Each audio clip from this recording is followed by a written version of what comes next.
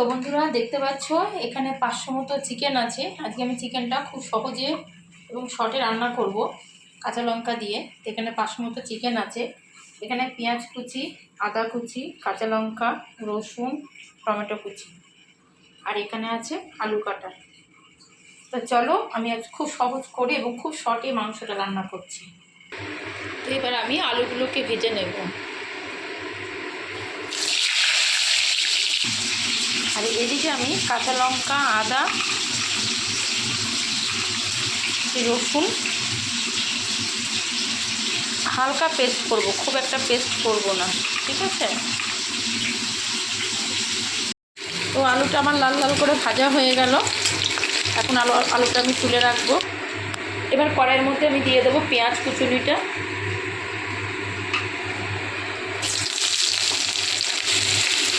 Tomato কুচিটা দিয়ে দেওয়া হলো।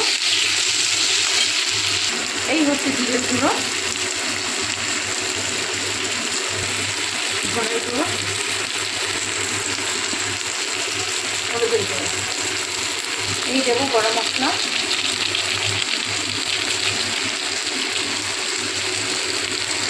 এবার এখানে আছে আদা, রসুন, পেঁয়াজ, আদা, রসুন, কাঁচা লঙ্কা হালকা বাটা। এবার আমি দেবো এখানে আন্দাজ মতো লবণ।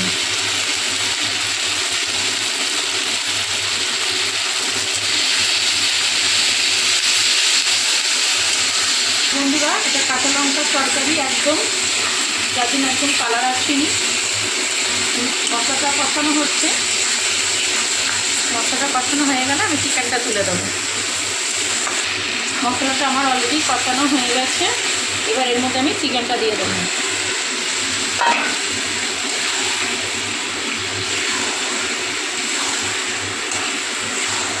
খুব শর্টে রান্না করা হলো, অল্প তেল এবং কাঁচা লঙ্কা, বেশি তেল আমি দিই না, এবং অল্প তেল মানে কাঁচা লঙ্কা দিয়ে চিকেনটা করা হবে। হালকা ঝোল হবে আজকে আলু দিয়ে। মাংসটা আমার প্রায় কষানো হয়ে গেছে। এবার আমি আলুটা ঢেলে দেবো, ভাজা আলুটা। এবার আলু দিয়ে মাংসটা আরও কিছুক্ষণ কষিয়ে নেব। তো মাংসটা আমার প্রায় কষানো হয়ে গেছে।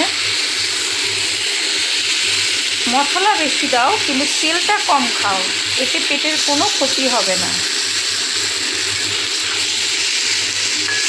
পুরোটাই কাঁচা লঙ্কা দিয়ে বানানো।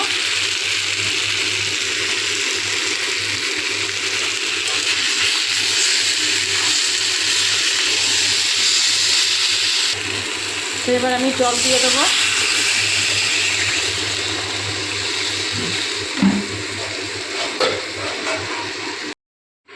তো আমার মাংসের ঝোলটা হয়ে গেছে।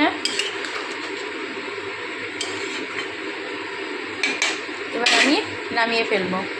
এই যে বন্ধুরা, আমার আধ ঘন্টার মধ্যে মাংস কমপ্লিট। কাটাটা মানে কালারটা কেমন এসছে একটু দেখো, কাঁচা লঙ্কার তরকারি। তো বাই, টাটা।